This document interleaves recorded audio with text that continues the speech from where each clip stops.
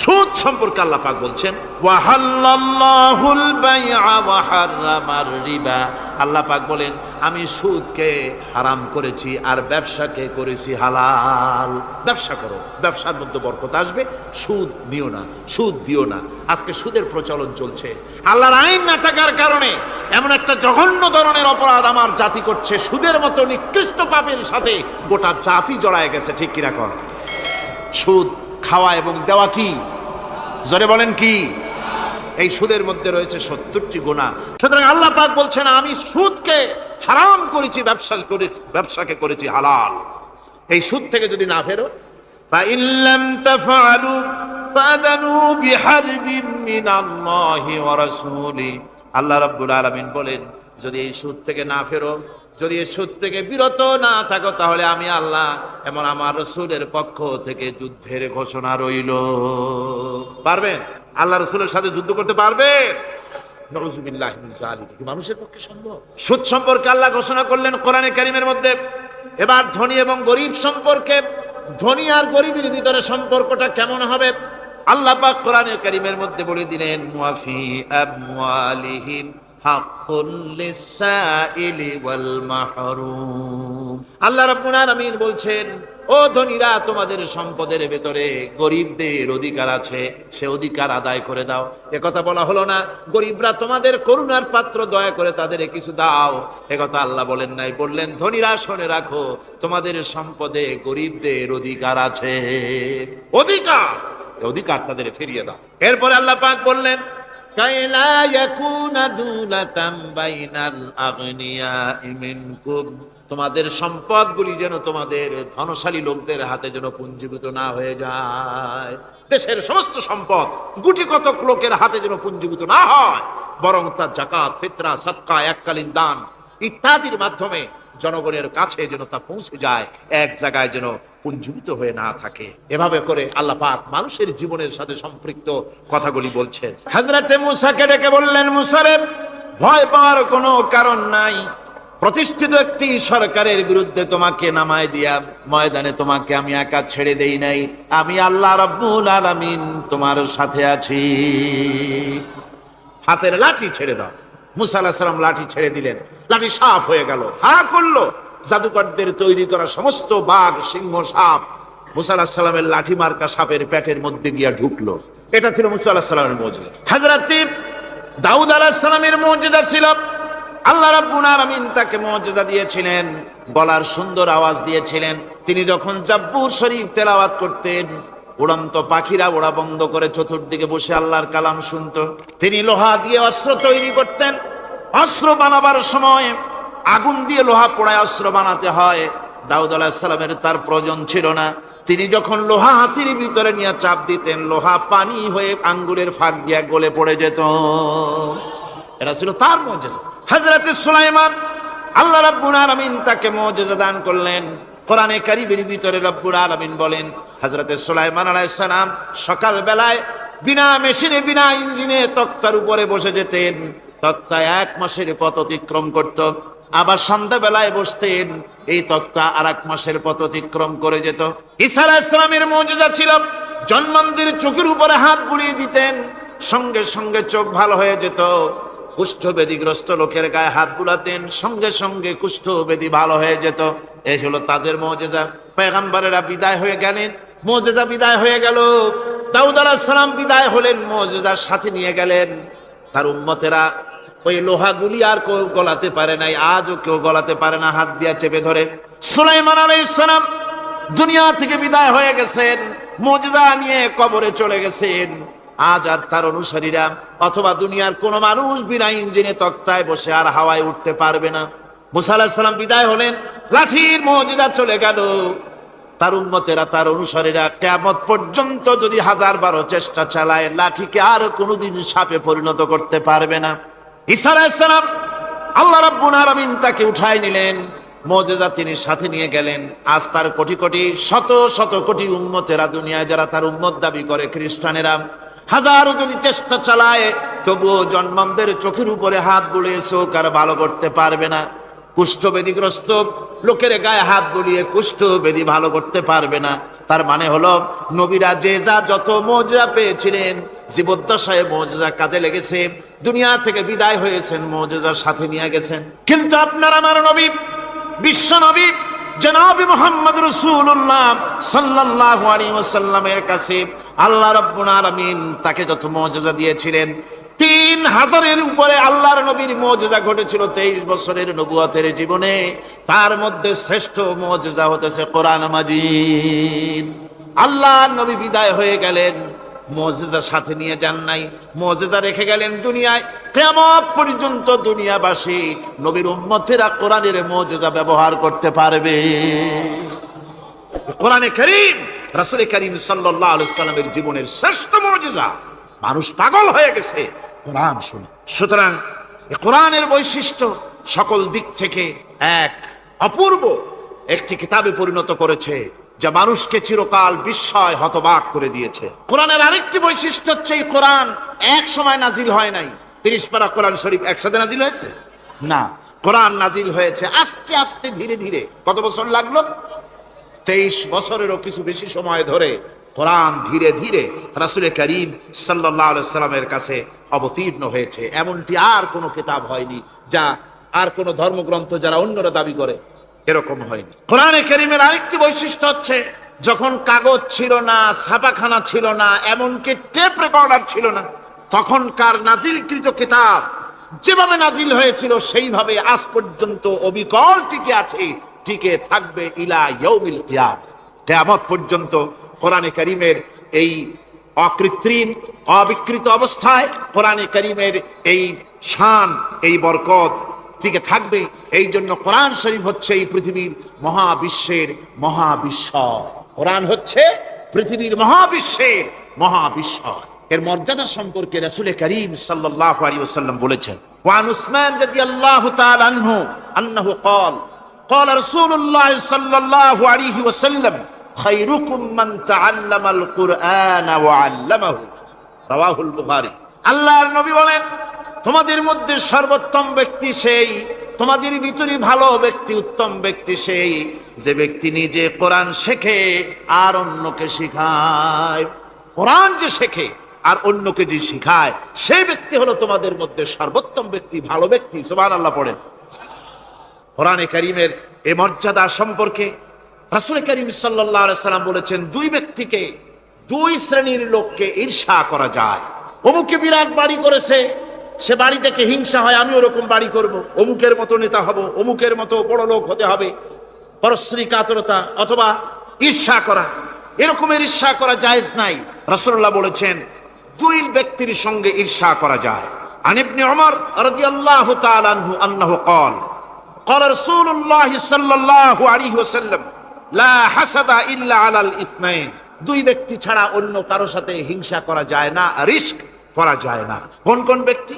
রাজুলুন আতাহুল্লাহুল কুরআন ফাহুয়া ইয়াকুমু বিহি আনা আল-লাইলি ওয়া আনা আন-নাহার। ওই ব্যক্তির সঙ্গে ঈর্ষা করা যায়, হিংসা করা যায় যে ব্যক্তিকে আল্লাহ পাক কোরআনের ইলম দান করেছেন, সে ব্যক্তি দিন রাত কোরআন তেলাওয়াত করে, কোরআনের উপরে আমল করে, কোরআনের উপরে থাকে, মানুষকে কোরআনের দাওয়াত দেয়। ওই লোকের সাথে ঈর্ষা করা দরকার যে তার মতো হতে চায়। ওয়ারাজুলুন আতাহুল্লাহু মালান ফাহুয়া ইউনফিকু মিনহু আনা আল-লাইলি ওয়া আনা আন-নাহার। মুত্তাফাকুন আলাইহি। বুখারী মুসলিমের হাদিস। রাসূলুল্লাহ বলছেন, অন্য আরেক ব্যক্তি হচ্ছে যে ব্যক্তিকে আল্লাহ পাক মাল দিয়েছেন, সম্পদ দিয়েছেন, ওই ব্যক্তি তার মাল আর সম্পদকে দিন রাত দুহাতে আল্লাহর রাস্তায় খরচ করে। তার মতো হওয়ার জন্য তার সাথে ঈর্ষা করা যেতে পারে। আমার বন্ধুগণ, এই কোরআন হচ্ছে এমন এক কিতাব যে কোরআনকে নিয়ে যারা অগ্রসর হয় আল্লাহ তাদেরকে বাড়ায় দেন, আর কোরআনের সাথে যারা হিংসা করে, বিদ্বেষ করে, আল্লাহ তাদেরকে অধঃপাতিত করে দেন। عن عمر بن الخطاب رضي الله تعالى عنه أنه قال قال رسول الله صلى الله عليه وسلم إن الله يرفع بهذا الكتاب أقواما ويضع به آخرين رواه مسلم। হযরত ওমর রাদিয়াল্লাহু তাআলা আনহু বলছেন যে আল্লাহ পাক এই কোরআনের সাহায্যে এক শ্রেণীর লোককে প্রতিষ্ঠিত করবেন দুনিয়ার বুকে, এবং আখিরাতেও আরেক শ্রেণীর লোককে করবেন অধঃপাতিত। যারা কোরআনের সাথে বিরোধিতা করবে, তারা যদি হিরো হয় আল্লাহ তাদেরকে জিরো বানাবেন। কি বানাবেন? জোরে কন, জোরে কন, কি বানাবেন? জিরো বানিয়ে দিবেন। আর কোরআনকে নিয়ে যারা আগ বাড়ে, তারা যদি জিরো হয়, আল্লাহ পাক তাদেরকে কি বানায় দেন? কোরআনের সাথে বিরোধিতা আজকের নতুন কিছু নয়, আবহমান কাল থেকে কোরআনের সাথে চলছে বিরোধিতা। বিশ্বকবি, কবি সম্রাট আল্লামা ইকবাল, আল্লাহ তাকে জান্নাতুল ফেরদাউস নসিব করুন, সবাই বলুন আমিন। আল্লামা ইকবাল বলেছেন, সতীজা কর রহা হ্যায় আসল সে তাইমরোজ, সতীজা কর রহা হ্যায় আসল সে তাইমরোজ, চরাগে মুস্তফা বি সে শরারে বুলহবিস। মুহাম্মদ সাল্লাল্লাহু আলাইহি ওয়াসাল্লামের দ্বীপ শিকার সাথে, আল্লাহর দ্বীনের সাথে আবু জাহাল, আবু লাহাবের অগ্নিস্ফুলিঙ্গের সংঘর্ষ আবহমান কাল থেকে লেগে এসেছে। কিন্তু ওদের এই অগ্নিস্ফুলিঙ্গের টক্কর লেগে মুহাম্মদ সাল্লাল্লাহু আলাইহি ওয়াসাল্লামের টিম টিম করে জ্বলে ওঠা এই প্রদীপটি প্রচন্ড ঝোড়ো হাওয়ার মুখে, টর্নেডো আর গর্কির মুখে নিভে যায়নি, জ্বলছে, জ্বলবে কিয়ামত পর্যন্ত। এটাকে নিভাবার ক্ষমতা বিশ্বের কোনো মানুষের নাই। ফু দিয়ে কেউ যদি নিভাতে চায়, চেহারা শুদ্ধ, মাথা শুদ্ধ, পুড়ে ছাই হয়ে যাবে, কোরআনের আলোকে নির্বাপিত করতে পারবে না।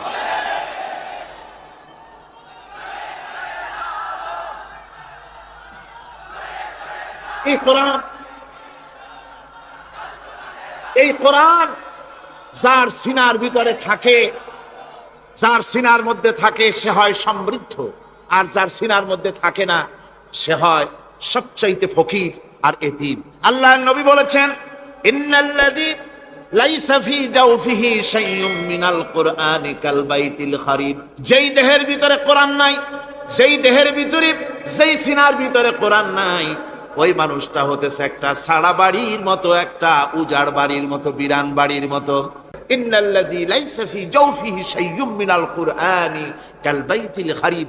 কোরআন নাই তো সাড়া বাড়ি, কোরআন নাই তো কি আছে? যে ঘরের মধ্যে মানুষ নাই, উল্লুক থাকে, ভাল্লুক থাকে, শয়তান থাকে, তেলাপোকা থাকে, সারপোকা থাকে, হিংস্র প্রাণী ভরপুর থাকে। যে শিক্ষা প্রতিষ্ঠানে কোরআন পড়ানো হয় না, সেখানেও সন্ত্রাসীরা বাস করতে পারে, ভালো মানুষ টিকতে পারে না।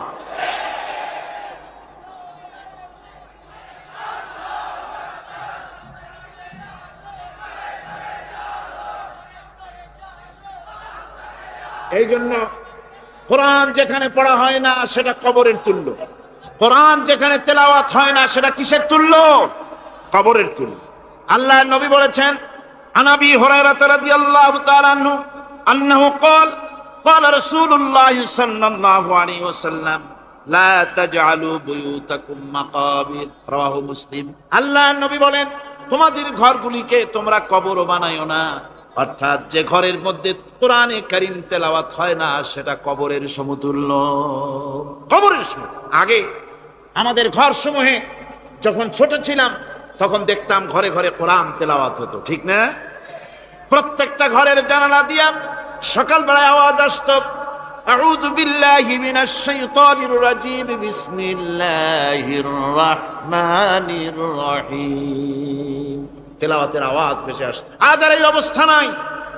আজ ভদ্রলোকের বাড়ির সামনে দিয়ে হেঁটে যাবেন, সকালবেলা কিসের তেলাওয়াত? জনমের ঘুম ঘুমায়, পাইকারি দরে ঘুমায়, ফজরের নামাজ নাই। শহরের অবস্থা, অধিকাংশ বাড়িতে ফজরের নামাজ হয় না।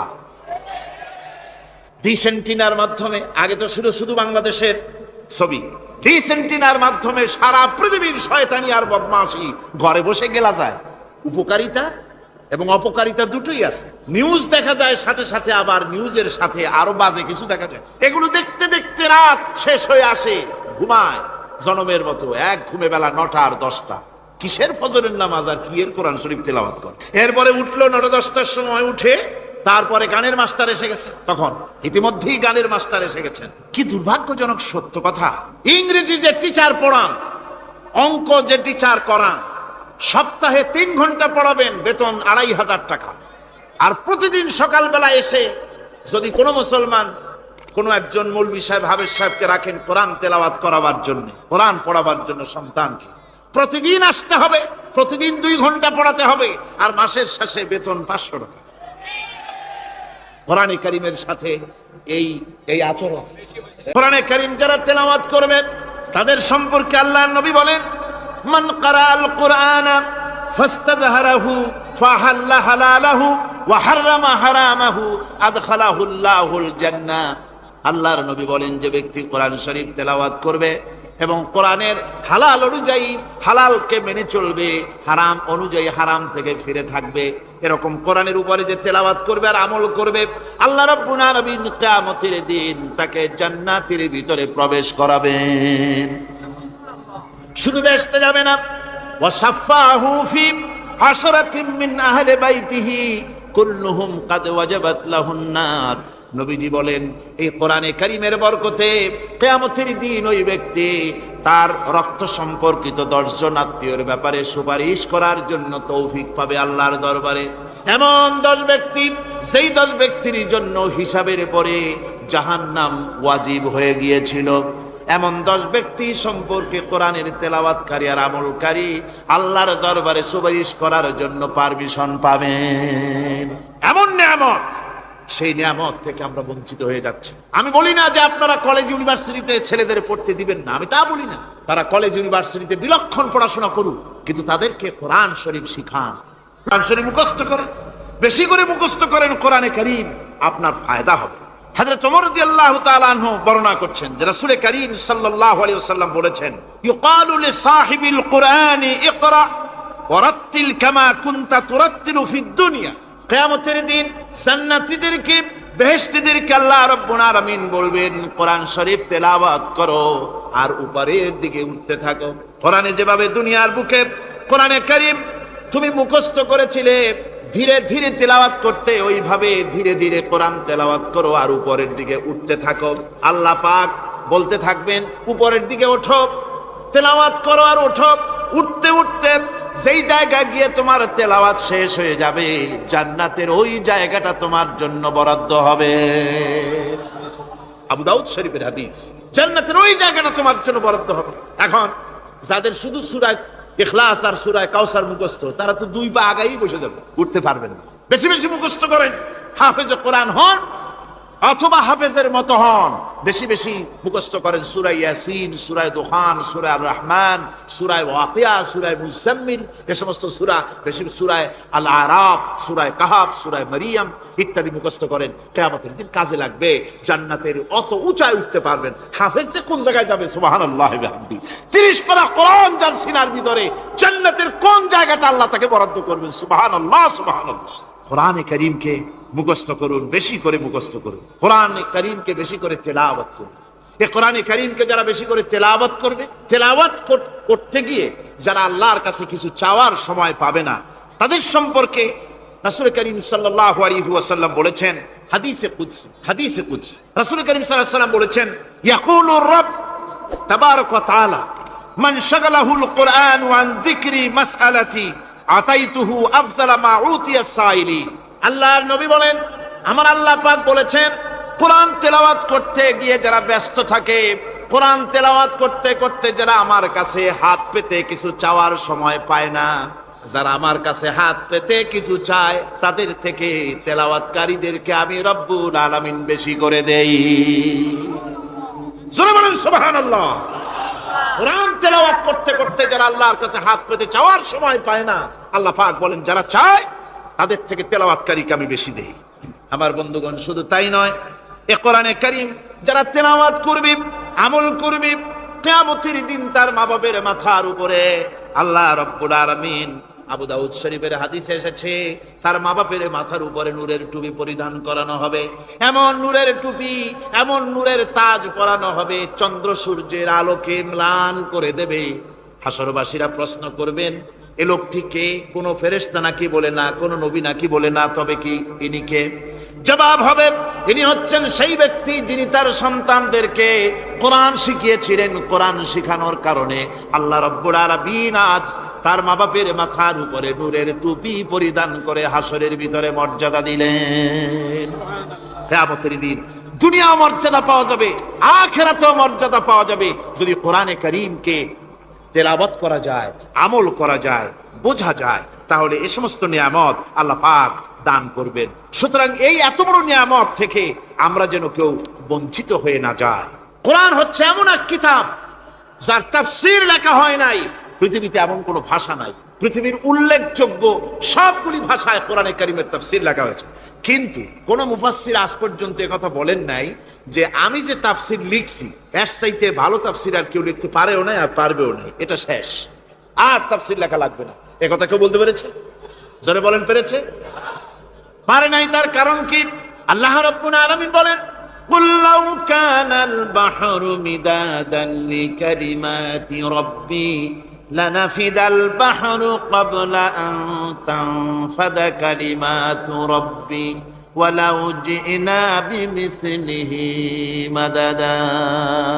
আল্লাহ পাক বলেন, নবী আপনি বলুন, আমার রবের কথাগুলি লেখার জন্য যদি সমুদ্রের পানিগুলি, সমুদ্রের সমস্ত পানিগুলি যদি কালিতে পরিণত হয়ে যায়, আর আমার রবের কথাগুলি যদি লেখা শুরু হয়ে যায়, আমার রবের কথাগুলি লেখার পূর্বে সমস্ত সমুদ্রের পানিগুলি শেষ হয়ে যাবে, তারপরে যদি আবার সমুদ্র ভরে দেওয়া হয়, আরো যদি লেখা হয়, তবুও আমার রবের কথা লেখা শেষ হবে না। আল্লাহ রাব্বুল আলামিন বলেন, ওয়ালাউ আন্না মা ফিল আরদি মিন শাজারাতিন আকলামুন ওয়াল বাহরু ইয়ামুদ্দুহু মিন বা'দিহি সাবআতু আবহুরিন মা নাফিদাত কালিমাতুল্লাহ। আল্লাহ রাব্বুল আলামিন বলেন, মা নাফিদাত কালিমাতুল্লাহ, আল্লাহ পাক বলেন 7টা সমুদ্রের পানি যদি একত্রিত করা হয়, 7টা সমুদ্রের পানি যদি এক জায়গায় করা হয়, এই পানিগুলি যদি কালিতে পরিণত হয়ে যায়, আর পৃথিবীর সমস্ত গাছগুলি যদি কলমে পরিণত হয়ে যায়, ওই গাছগুলি দিয়ে যদি ওই পানি রূপ কালি দিয়ে আমার প্রভুর কথা, আল্লাহ রাব্বুল আলামিনের কোরআনের কথা যদি লেখা শুরু হয়ে যায়, লিখতে লিখতে সমস্ত পানিগুলি, গাছগুলি শেষ হয়ে যাবে, আল্লাহ পাকের কালামের ব্যাখ্যা লেখা শেষ হবে না। মা নাফিদাত কালিমাতুল্লাহ, আল্লাহর কথা লেখা শেষ হবে না। এত বড় বিরাট আজিম কিতাব আল্লাহ পাক আমাদেরকে দান করেছেন, সুবহানাল্লাহ।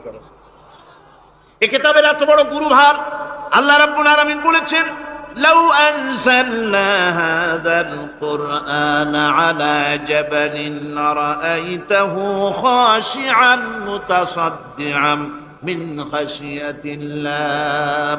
আমি যদি এই কোরআনকে পর্বতের উপরে নাজিল করতাম, তাহলে তুমি দেখতে পেতে আমার ভয় ভীত সন্ত্রস্ত হয়ে পাহাড়গুলো চূর্ণ বিচূর্ণ হয়ে যেত।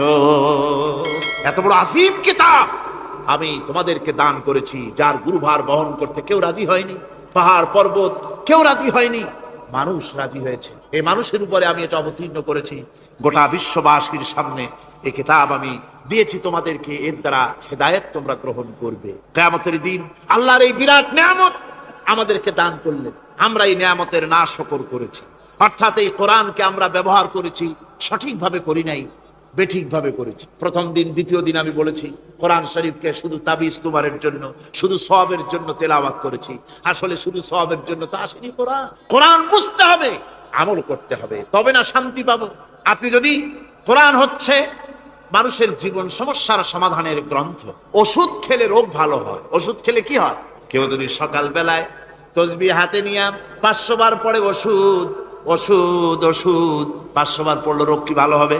বরং রোগ আরো বাড়তে পারে চিল্লাইতে চিল্লাইতে। শীতের জন্য লেপ গায়ে গায়ে না দিয়া কেউ যদি চিল্লাইতে থাকে, জিকির করে লেপ্ত শোক লেপ্ত শোক লেপ্ত শোক, শীত কি বন্ধ হবে নাকি?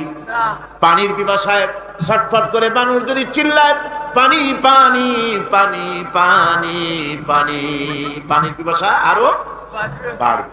তাহলে কি বোঝা গেল? পিপাসা লাগলে পানি পান করতে হবে, শীত লাগলে কম্বলটা গায়ে দিতে হবে, রোগ হলে ওষুধটা খেতে হবে, তাহলে সব সমস্যার সমাধান হবে। অনুরূপ ভাবে আমরা শুধু কোরআনে কারীমকে তেলাওয়াত করি সওয়াবের নিয়তে, তার হুকুমগুলি জীবনের উপরে আমল করি না বলে আজকের জীবন আমাদের বিপর্যস্ত হয়েছে। ব্যক্তিতে, পরিবারে, রাষ্ট্রে শান্তি নাই, কোথাও শান্তি নাই এই কারণে। আর কিয়ামতের দিন রাসূল আসামি করবেন তাদেরকে যারা কোরআন অমান্য করেছে। রাসূল হবেন বাদী। বাদী হবেন কে? যারা বলেন কে বাদী হবে? রাসূল। আসামি হবে কারা? যারা কোরআন ছেড়ে দিয়েছে। আল্লাহ রাব্বুল আলামিন বলেন, وقال الرسول يا رب إن قوم اتخذوا هذا القرآن مهجورا। কিয়ামতের দিন রাসূল আল্লাহর দরবারে ফরিয়াদ করবেন, আয় আমার রব, আয় আমার আল্লাহ তাআলা, এই সমস্ত লোকগুলি তোমার কালামকে, তোমার কোরআনকে অপ্রয়োজনীয় জিনিস বলে তারা পরিত্যাগ করেছিল। কোরআনকে অপ্রয়োজনীয় মনে করেছে, কোরআনের সাথে ঠাট্টা করেছে, বিদ্রুপ করেছে, কোরআন শিক্ষা ভিক্ষার ঝুলি, শেখার বুলি মনে করেছে, কোরআনের কোনো মূল্য দেয় নাই, কোরআনের কোনো দাম দেয়নি, কোরআনের সাথে ঠাট্টা করেছে, কোরআনের আইনের সাথে ঠাট্টা করেছে, বিদ্রুপ করেছে। কিয়ামতের দিন যখন এরা উপস্থিত হবে আল্লাহর দরবারে, আল্লাহ রাব্বুল আলামিন কোরআনের সাথে যারা ঠাট্টা করেছে, বিদ্রুপ করেছে, কোরআনের আইনকে নিয়ে যারা ঠাট্টা বিদ্রুপ মজাক উড়াইছে, কিয়ামতের দিন তাদেরকে বলা হবে ওয়াকিলাল ইয়াউমা নানসাকুম কামা নাসিতুম লিকা ইয়াউমিকুম হাযা। কিয়ামতের দিন আল্লাহ রাব্বুল আলামিন কোরআনের ঠাট্টাকারী, কোরআনের বিদ্রুপকারী, কোরআনের আইনের অমান্যকারীদেরকে বলবেন, আমি আজকে তোমাদের ভুলে গেলাম, যেমন করে তোমরা এই দিনে আমার সঙ্গে সাক্ষাৎকারের কথা ভুলে গিয়েছিলে। তোমরা যেমন আমার আজকের এই কিয়ামতের দিনের কথা যারা ভুলে গিয়েছিলে, আজকে আমিও তোমাদেরকে ভুলে গেলাম। এরপরে কি হবে? ওয়া মাওয়াকুমুন নার ওয়া মা লাকুম মিন নাসিরিন। আল্লাহ পাক বলেন এরপরে এদের জায়গা হবে জাহান্নাম, আর এদের সাহায্যকারীও কেউ থাকবে না, জাহান্নামে চিরকাল থাকতে হবে। এটা এই জন্য যে তারা আল্লাহর কোরআনের সঙ্গে ঠাট্টা করেছে, বিদ্রুপ করেছে, কোরআনের আইন মানে নাই, কোরআনের আইনকে অমান্য করে চলেছে। এই জন্য কিয়ামতের দিন আল্লাহ রাব্বুল আলামিন তাদেরকে শাস্তি প্রদান করবেন। কোরআন পৃথিবীর বুকে আল্লাহ নাজিল করেছেন, শুধু তেলাওয়াত করবেন ঝুলে ঝুলে, এই জন্য নয়। কি জন্য নাজিল হলো? এবার উদ্দেশ্য শুনুন। আল্লাহ পাক বলেন আর রহমান আল্লামাল কুরআন। আল্লাহ রাব্বুল আলামিন তিনি হলেন এমন দয়াবান, এমন রহমান, যিনি কোরআন শিখালেন। কি কারণে শিখালেন? কোরআন নাজিলের উদ্দেশ্য কি? আল্লাহ পাক বলেন ইন্না আনসালনা ইলাইকাল কিতাবা বিল হাক্কি লিতাহকুমা বাইনান নাসি বিমা আরাকাল্লাহ। আল্লাহ পাক বলেন এই কিতাব আমি আপনার প্রতি অবতীর্ণ করেছি এই জন্যে যাতে করে আপনি আল্লাহর প্রদর্শিত এই বিধান অনুযায়ী মানুষের উপরে বিচার ফয়সালা করতে পারেন। মানুষের উপরে আইন চলবে আল্লাহ। কার আইন? জোরে বলেন কার আইন? আলা লাহুল খালক ওয়াল আমর। সৃষ্টি যার, আইন চলবে কার? আল্লাহ পাক বলেন এই জন্য নাজিল করলাম, কোরআন নাজিল করেছি যাতে করে কোরআনের আইন দিয়ে বিচার ফয়সালা করতে পারেন, সেই জন্যই কোরআন নাজিল করলাম। আসলে আল্লাহর নবীর এই পৃথিবীতে আগমনের উদ্দেশ্য ওটাই ছিল। হুয়াল্লাযী আরসালা রাসূলাহু বিল হুদা ওয়া দীনিল হক লিইয়ুযহিরাহু আলাদ দীনি কুল্লিহি ওয়া কাফা বিল্লাহি শাহীদা। আল্লাহ রাব্বুল আলামিন বলেন আমি আমার রাসূলকে দ্বীনে হক, সত্যের বিধান সহকারে দুনিয়ায় প্রেরণ করেছি। লিইয়ুযহিরাহু আলাদ দীনি কুল্লিহি, আয় লিইয়ুগলিবাহু আলা সাইরিল আদিয়ান। সমস্ত আদিয়ানে বাতিলের উপরে আমার দ্বীনকে বিজয়ী করে দেওয়ার জন্য আমি রাসূলের কাছে কিতাব সহকারে তাকে অবতীর্ণ করেছি। এ দায়িত্ব শুধু মুহাম্মদ সাল্লাল্লাহু আলাইহি ওয়াসাল্লামের ছিল না, দুনিয়ার উপরে আল্লাহর দ্বীন কায়েম করা, আল্লাহর বিধান অনুযায়ী মানুষের বিচার ফয়সালার দায়িত্ব শুধু মুহাম্মদ সাল্লাল্লাহু আলাইহি ওয়াসাল্লামের ছিল না, সমস্ত নবীদের ছিল। কাদের ছিল? সব নবীদের ছিল। ফাবাসাল্লাহুন নাবিয়্যিনা মুবাশশিরিনা মুনযিরিন ওয়া আনজালা মাআহুমুল কিতাবা বিল হাক্কি লিয়াহকুমা বাইনান নাস। আল্লাহ পাক বলেন সমস্ত নবীদের কাছে আমি কিতাব অবতীর্ণ করেছি এই জন্য যে তারা সহজ এবং সোজা পথে যারা চলতে চায় তাদেরকে তিনি সুসংবাদ দিবেন, আর বাঁকা পথে যারা চলবে তাদেরকে তিনি জাহান্নামের ভীতি প্রদর্শন করবেন। আর আমি তার উপরে যে কিতাব অবতীর্ণ করেছি এই কিতাব দিয়ে জনগণের উপরে বিচার ফয়সালা করবে, আইন চলবে আল্লাহর কিতাব দিয়ে। আইন চলবে কি দিয়ে? আল্লাহর কিতাব দিয়ে। আল্লাহর কিতাব অনুযায়ী জনগণকে পরিচালিত করবেন। এই জন্য আমি এই কোরআনকে নাজিল করেছি, অতীতেও এই কিতাবগুলি নাজিল করেছি। কুল ইয়া আইয়ুহান নাসু ক্বাদ জাআকুমুল হাক্কু মির রাব্বিকুম আল্লাহ পাক বলেন, নবী আপনি বলে দেন, আপনি বলুন, হে মানব সকল, আল্লাহর পক্ষ থেকে তোমাদের জন্য মহাসত্য এসেছে, এই মহাসত্য যদি অনুসরণ করো তোমাদের জন্য কল্যাণকর হবে। ওমান দাল্লা ফাইন্নামা ইয়াদুল্লু আলাইহা, আর যদি কোরআনকে অমান্য করো, আল্লাহর কিতাবকে অমান্য করো, তাহলে তোমাদের জন্য অকল্যাণ হবে। আজ আপনারা বলেন, আল্লাহর কিতাবের আইন কি আমাদের দেশে চলে? কোরআনের আইন কি চলে? চলে না। কোরআনের আইন চলে না। আমরা কি খুব শান্তিতে আছি? খুব আরামে আছি? শ্রমিকরা তাদের শ্রমের মূল্য পায়, কৃষক তার উৎপাদিত পণ্যের সঠিক দাম পায়, নারী তার সতীত্বের মর্যাদা পায়, জনগণ কি আরামে ঘুমাতে পারে? না, জনগণ রীতিমতো দুবেলা পেট পুরে সমস্ত জনগণ খেতে পারে। এর একমাত্র কারণ হচ্ছে কোরআনের আইনকে অমান্য করা হয়েছে। ভালো করে কান পেতে শুনুন, আল্লাহ রাব্বুল আলামিন কোরআনে কারীমের মধ্যে পরিষ্কার করে বলেছেন, ওয়ামান লাম ইয়াহকুম বিমা আনজালাল্লাহু ফাউলাইকা হুমুল কাফিরুন। যারা নাকি আমার দেওয়া বিধান অনুযায়ী, কোরআন অনুযায়ী যারা বিচার ফয়সালা করে না, ফাউলাইকা হুমুল কাফিরুন, ফাউলাইকা হুমুজ জালিমুন, ফাউলাইকা হুমুল ফাসিকুন। যারা আমার দেওয়া বিধান অনুযায়ী বিচার ফয়সালা করে না, তারা কাফির, তারা জালিম, তারা ফাসিক। সুতরাং এর ভিতরে এই জুলমের মধ্যে জালিমদের অন্তর্গত, ফাসিকদের অন্তর্গত হয়ে বাংলাদেশের বহু মুসলমান, পৃথিবীর বহু এলাকার মুসলমান এর মধ্যে লিপ্ত হয়ে আছে। কোরআনের আইন চালু না করলে পরে, কোরআনের আইন না মানলে পরে জালিম হতে হবে, কাফির হতে হবে, ফাসিক হতে হবে। অর্থাৎ যতখানি না মানবেন ততখানি এই বিশেষণে বিভূষিত হতে হবে। এক শ্রেণীর লোক আছে যারা বলে বেড়ান ধর্ম আর রাজনীতি আলাদা। বলেন কিনা? কন জোরে বলেন, বলে কিনা? ধর্ম আর রাজনীতি আলাদা। তারা বলেন আমরা ধর্ম নিরপেক্ষ থাকতে চাই। তারা কি থাকতে চায়? ধর্ম নিরপেক্ষ থাকতে চায়। কোরআনে কারিমে এই ধর্ম নিরপেক্ষবাদীদের ব্যাপারে কোরআন কি বলছে শুনুন। আল্লাহ রাব্বুল আলামিন বলেন, আলাম তারা ইলাল্লাযীনা ইয়াজউমুনা আন্নাহুম আমানু বিমা উনজিলা ইলাইকা ওয়া মা উনজিলা মিন ক্বাবলিক। আল্লাহ পাক বলেন, হে নবী, তুমি কি সেই সব লোকদেরকে দেখেছো যারা দাবি তো করে যে আমরা আল্লাহর উপর ঈমান এনেছি আর এই কিতাবের উপর ঈমান এনেছি, এর পূর্বে যত কিতাব নাজিল হয়েছে সেসব কিতাবের উপরেও ঈমান এনেছি। ধর্ম নিরপেক্ষবাদীরা তারা তো বলে না যে আল্লাহ মানি না, কোরআন মানি না, একথা বলে না, ওটা বলে না। কি বলে? সেই বলা কথাটাই আল্লাহ এখানে অনেক আগে বলে রেখেছেন। ওরা বলে যে আমরা অবশ্যই আল্লাহকে মানি, আল্লাহর কিতাব মানি, এর পূর্বে যত কিতাব নাজিল হয়েছে সেগুলোও মানি, তবে ইউরিদুনা আইয়াতাহাকামু ইলাত তাগুত, তারা চায় তাদের জীবনের সমস্ত সমাধান সমস্যার জন্য তাগুতের কাছে যেতে চায়। তাগুতকে, আল্লাহকে বাদ দিয়ে তারা যেতে চায় কোথায়? তাগুতের কাছে। জোরে বলেন, কিসের কাছে যেতে চায়? তাগুতের কাছে। তাগুত বলে কারে? তাগুত বলা হয় যে নিজে আল্লাহর আইন মানে না এবং অপরকেও আল্লাহর আইন অমান্য করতে বাধ্য করে, তাকে বলা হয় তাগুত। হযরত ওমর রাদিয়াল্লাহু তাআলা রাসূল করিম সাল্লাল্লাহু আলাইহি ওয়াসাল্লামের কাছে গিয়ে তাওরাতের একটা পাতা পড়তেছে। হযরত আবু বকর রাদিয়াল্লাহু তাআলা সেখানে চলে এলেন। এসে দেখেন রাসূল করিম সাল্লাল্লাহু আলাইহি ওয়াসাল্লামের চেহারা মোবারক লাল হয়ে গিয়েছে গোসায়। হযরত আবু বকর বললেন, ওমর, তুই যদি এর থেকে মরে যেতিস, তুই যদি এর থেকে মরে যেতিস, তুই যদি এর থেকে মরে যেতি।